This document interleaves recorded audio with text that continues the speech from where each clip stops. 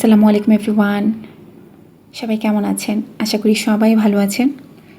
উপন্যাস কথক বাই তামান্না থেকে তামান্না বলছি।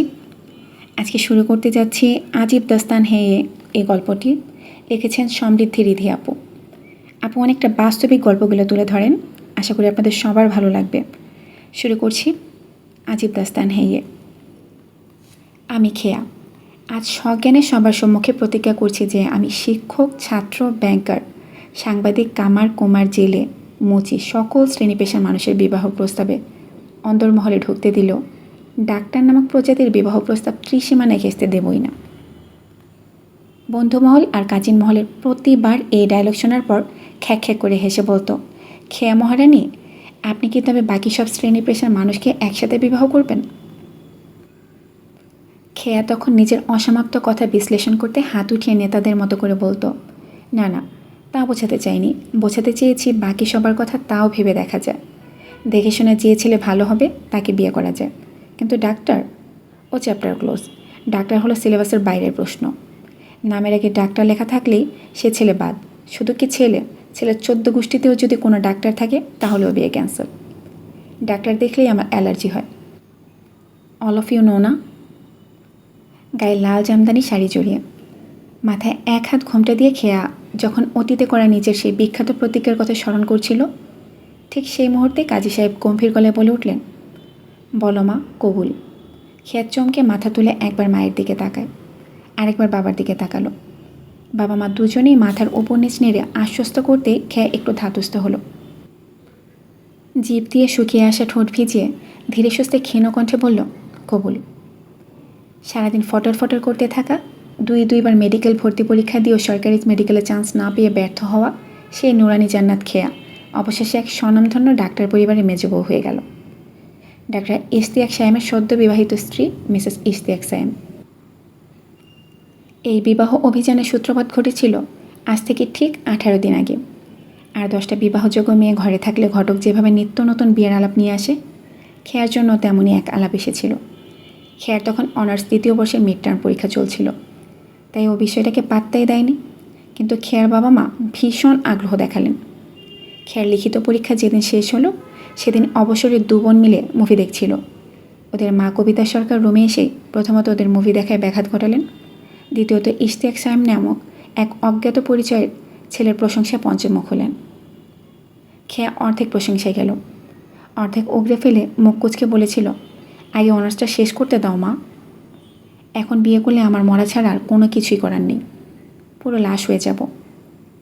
কবিতা সরকার তখন রসিয়ে রসিয়ে ছেলের আরও বিবরণ দিয়ে বললেন, আরে এখনই তো উঠিয়ে নিচ্ছে না, শুধু আকত হয়ে থাকবে। তোর তনির আর তাসুরও এখন বন্ধ, এটাই তো অনুষ্ঠান করার উপযুক্ত সময়। ছেলের ছবি দেখবি? অনিচ্ছা সত্ত্বেও খেয়া দায়সারাভাবে বলল, দেখো। কবিতা সরকার কিছুটা অবাক হলেন। মেয়ে এত সহজে রাজি হবে উনি কল্পনাও করেননি। সত্যি বলতে এই মেয়ের মুডের ওপর অনেকে চলতে হয়, কখন মেজাজ চড়ে যায় আবার কখন নরম থাকে আল্লাহ মাবুদি ভালো জানেন। তিনি দ্রুত ছেলের ছবি আনতে নিজের রুমে ছুটলেন। তটিনী এতক্ষণ মোবাইলে মুখ গুজেছিল। মা রুম থেকে বের হতেই সে কপাল কুঁচকে খেয়াকে জিজ্ঞেস করল, তুমি কি সত্যি সত্যি এখন বিয়ে করবে আপ্পি? না। তাহলে ছবি দেখছো কেন? মাকে চুপ করানোর জন্য। ওহ দেন ওকে।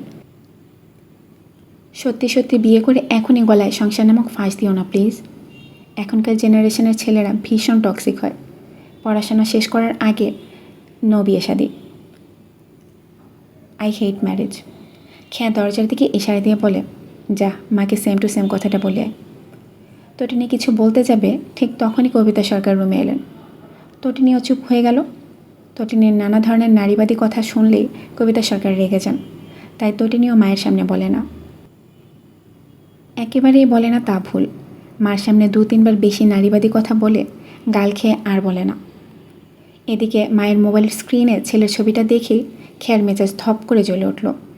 এ যে অ্যাপ্রন পরে এক ডাক্তারের ছবি। খেয়ার দাঁতে দাঁত চেপে বলল, ছেলে ডাক্তার? হ্যাঁ, সোহরাওয়ার্দীর স্টুডেন্ট, এখন একটা নামকরা ক্লিনিকে বসছে। আর শুধু ছেলেই না, ওদের পুরো পরিবারই ডাক্তার। ওনাদের তো নিজেদের একটা হাসপাতালও আছে। কবিতা সরকারের গুণগান চলতেই থাকলো।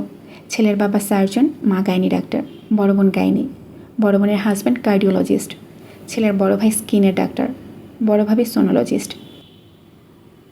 ছোট ভাই এবছরই ডাক্তারিতে চান্স পেয়েছে।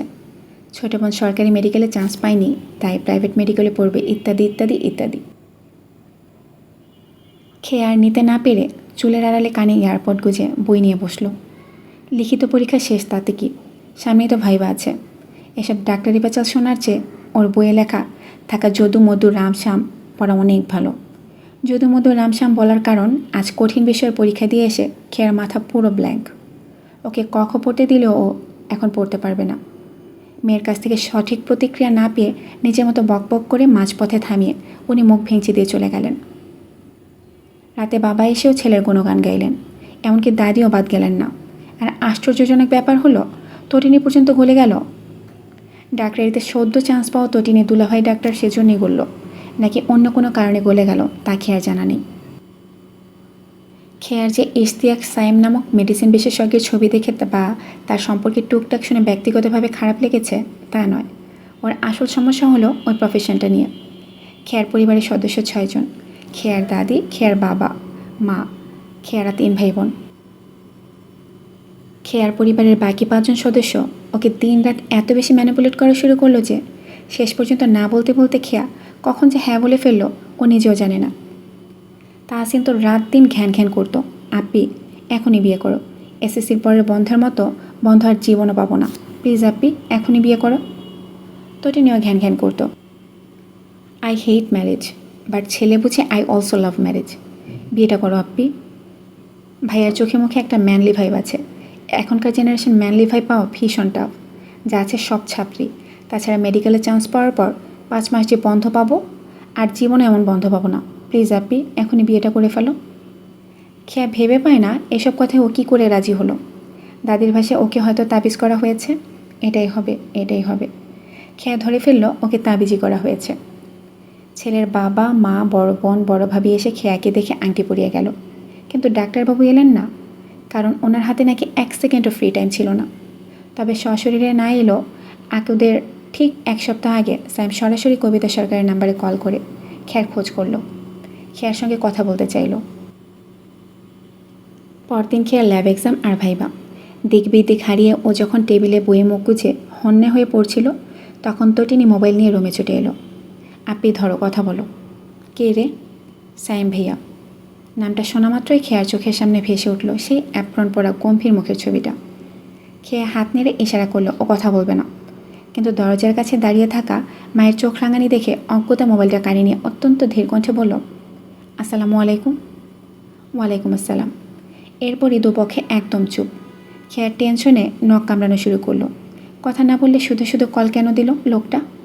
ওকে স্রেফ অস্বস্তিতে ফেলার জন্য? সাইম ওপাশ থেকে গলা খাকারি দিয়ে বলল, আপনার সাথে কি কিছুক্ষণ কথা বলা যাবে? ফ্রি আছেন?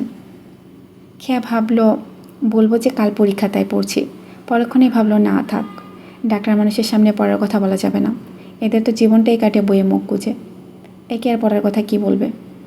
সাইম ফের বলল, হ্যালো, শুনতে পাচ্ছেন? ফ্রি না থাকলে বলতে পারেন, আমি না হয় পরে কল করব। না, বলুন, ফ্রি আছি। আপনি কি এই বিয়েতে রাজি? নখ কামড়াতে কামড়াতে খেয়া উত্তর দিল, জি। কেউ জোর করছে না তো? না। জোর করলে বলতে পারেন, না কেউ করছে না। শিওর? জি। ফাইন। সাইম ওপাশ থেকে একটা দীর্ঘশ্বাস ফেলল। আবারও নীরবতা। খেয়ার নখ খাওয়ার স্পিড বেড়ে গেল যেন। সাইম নীরবতা ভেঙে আবারও বলল, আপনার কি আমাকে কিছু জিজ্ঞেস করার আছে? না। থাকলে করতে পারেন। না নেই। শিওর? জি। রাখলাম তবে, আল্লাহ হাফেজ। আল্লাহ হাফেজ। সাইম কাটার আগেই খেয়ার তড়িঘড়ি করে লাইনটা কেটে দিল। তটিনী গালে হাত দিয়ে এতক্ষণ বোনের কীর্তি দেখছিল। কল কাটতে এসে খ্যাক খ্যাক করে হেসে উঠল। বাবা আপি, তুমি এত ভদ্র। জি না ছাড়া তো কোনো শব্দই বের হলো না মুখ দিয়ে। এত নাটক কোথা থেকে শেখো? নিজেকে এখন ইন্ট্রোভার্ট সাজিয়ে লাভ নেই। তুমি যে চরম লেভেলের বাচাল আর ঘুমের মধ্যে যে তোমার মুখ নড়ে তা ভাই আর কয়েকদিন পরই টের পাবে। খেয়ার রেগে তটিনের মুখে খাতা ছুঁড়ে মারল। তটিনী সেটা লুফি নিয়ে আরও জোরে হাসতে লাগলো। খেয়ার রেগে মেগে ওকে যা তা বলা শুরু করতেই তটিনীর হাসির মাত্রা আরও বেড়ে গেল। তবে সেই হাসি বেশি সময় টিকল না। সাইমের নাম্বার থেকে আবারও কল এলো। তটিনী এবার রিসিভ করে সরাসরি খেয়ার কানে ফোন চেপে ধরল। সাইমের পাশ থেকে বলল, শুনতে পাচ্ছেন? খেয়া কী করবে না করবে ভাবতে ভাবতে সাইমের 2-3 বার হ্যালো হ্যালো বলা শেষ। শেষমেশ উপায় না পেয়ে খেয়া ক্ষীণস্বরে জবাব দিল, জি শুনছি। আসলে আমার বাবা মা যখন আপনাদের বাসায় গিয়েছিল তখন আমার একটা এমার্জেন্সি সেমিনার ছিল, তাই যেতে পারিনি। আপনার কি আমার সাথে একবার দেখা করার ইচ্ছা আছে? থাকলে আমরা কাল দেখা করতে পারি। কাল আমি একটু ফ্রি আছি। কাল তো আমার এক্সাম আছে। সো তাহলে অন্য কোনো ডেট ফিক্সড করে? আমি পুরো সপ্তাহটাই একটু ব্যস্ত থাকবো। ও আচ্ছা, ওকে, জি রাখলাম তবে। জি। সাইম লাইন কেটে দিল। খেয়া এরপর তটিনীকে ঘাড় ধরে রুম থেকে বের করে দরজার লক কেটে পড়ায় মন দিল। আগদের আগে অতটুকুই ছিল দুজনের সংক্ষিপ্ত কথোপকথন। ফোনে অত কথা হলেও দুজনের সামনাসামনি দেখা হলো এই এখন, একেবারে আকদের পর, কবুল বলে দুজনকে স্বামী স্ত্রী হিসেবে স্বীকার করে নেওয়ার পর। ড্রয়িং রুমে আত্মীয় স্বজনের খাওয়া দাওয়ার এলাহি আয়োজন চলছে, আর সাইম ও খেয়া দুজনে এখন খেয়ার রুমে মুখোমুখি বসে আছে। আপাতত ঘরে থমথমে নীরবতা, কেননা ওরা দুজন ছাড়া আর কেউই নেই। মাত্রই তটিনী, তাহসিন, সাইমের ছোট বোন সুহানা কবিতা সরকারের ডাকে ঘর থেকে বেরিয়ে গেছে। খেয়া চুপচাপ মাথা নিচু করে শাড়ির কুচির পুঁতি খুঁড়ছিল। দুজনের মাঝের সেই পিনপত নীরবতা ভেঙে হুট করে ডাক্তার ইশতিয়াক সায়েম খেয়ার দিকে হাত বাড়িয়ে দিল। হেই, আমি সায়েম, ডাক্তার ইশতিয়াক সায়েম। খেয়া শুকনো ঠোঁটে জিভ ভেজাল। কাজী সাহেব যখন বিয়ের সময় নাম পড়েছিলেন তখনও সায়েমের পুরো নামটা শুনেছিলেন। এখন কি ওকেও এই লোকের মতো হেই বলে নিজের নাম বলতে হবে? ডান কাঁধে ভারী আঁচলটা টেনে নেয়। এক ক্লাস দ্বিধা আর জড়তা নিয়ে খেয়া সাইমের বানানো হাতের সাথে নিজের হাতটা মিলিয়ে হ্যান্ডশেক করলো। লজ্জায় কান মাথা গরম হয়ে গেল। জোরপূর্বক ঠোঁটে হাসি ফুটিয়ে বলল, হেই, আমি নুরানি, নুরানি জান্নাত, নিকনেম। খেয়া নিজের কথা শেষ করার আগেই সাইম গুরু গম্ভীর গলায় বলে উঠল, খেয়া, আই নো ইয়োর নিকনেম। খেয়া চোখ বড় বড় করে অবাক হয়ে জিজ্ঞেস করলো, কী করে জানলেন? নাম কি করে জানলাম? জি, কাজী সাহেব যখন বলেছিলেন তখন শুনেছি। কাজী সাহেব তো নিকনেম বলেননি। তা ঠিক উনি বলেননি, তবে আপনার আম্মু দরজার বাইরে দাঁড়িয়ে কাউকে বলছিলেন, যাও খেয়াকে নিয়ে এসো। সো ওখান থেকেই জানা। খেয়া বুঝদার মানুষের মতো মাথা দোলালো। সাইমর হাতটা ছেড়ে দিতে খেয়া দ্রুত নিজের হাত সরিয়ে এনে কোলের উপর রাখলো।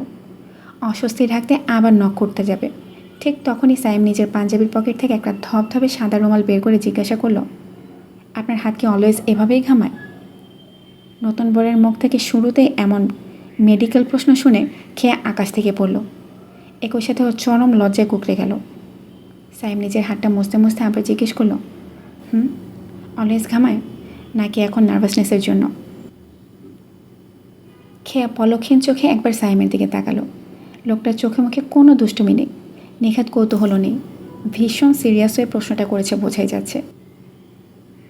ও আবার মাথা নিচু করে ক্ষীণকণ্ঠে বলল, প্রায়ই ঘামায়। সাইম আর কিছু না বলে খেয়ার হাতটা আলতো করে টেনে নিল। তারপর নিজের সুতির রুমালটা দিয়ে অত্যন্ত যত্ন সহকারে খেয়ার ঘামে ভেজে হাতের তালুটা মুছে দিতে দিতে বলল, পানি বেশি করে খাবেন, ঠিক আছে? প্রাথমিক অবস্থায় এটা বেশ কার্যকরী। তারপরে যদি না কমে তখন না হয় কোনো মেডিসিনে শিফট হওয়া যাবে। খেয়া শুকনো ঢোক গিলল। ডাক্তার দেখে বিয়ের ঘন্টা না পেরোতেই ডাক্তারি করা শুরু করে দিয়েছে। তবে বাকি জীবন কি করবে? সাইম মাথা নাড়িয়ে বলে, আমার কথা বোঝা গেছে? খেয়া মাথা নাড়ে, ক্ষীণস্বরে বলে, জি।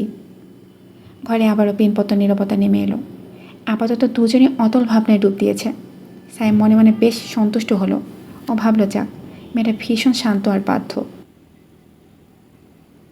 কিন্তু ডাক্তার ইশতিয়াক সাইম তো আর জানে না যা কেউ শান্ত ভাবছে সে আসলে শান্ত নয়। প্রচণ্ড বদমেজাজি, একগুয়ে ঘাউলা, নিজের গণ্ডিতে উড়নচণ্ডী মেয়েটা আসলে নিজের মর্জির মালিক। সাইম যে ভাবছে বয়সে তার 9 বছরের ছোট মেয়েটিকে শিখিয়ে পড়িয়ে নেবে, তা কী করে হয়? মেয়েটির তো সব তার মোড়ের ওপর চলে। মেয়েটির বাবা মাও তাদের আহ্লাদের ধরন মন বুঝে কথাবার্তা বলে। কেননা মেয়েটির নিজের মন যা বলে সবসময় ঠিক তাই করে। যে মেয়ে আজীবন ডাক্তারদের সিলেবাসের বাইরের প্রশ্ন কষায় বলে তুচ্ছতাচ্ছিল্য করে এসেছে, সে কি এত সহজে ডাক্তারের কাছে বন্দী হবে? সাইম সাহেব কীভাবে খেয়াকে নিচে বসে আনবে সেটা তো সময়ই বলবে। আর খেয়া ভাবছে এখনই ডাক্তারি ফলানো শুরু করলে বাকি জীবন কী করবে?